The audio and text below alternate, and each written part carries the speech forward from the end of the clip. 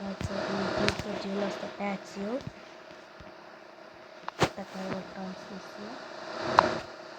Вот такой центр тяжести. Подвеска. Вот такой вот центр тяжести. И я вам покажу, что нужно сделать, чтобы делайте вот такие настройки машины. Если хотите, можете ABS выключить. Включу.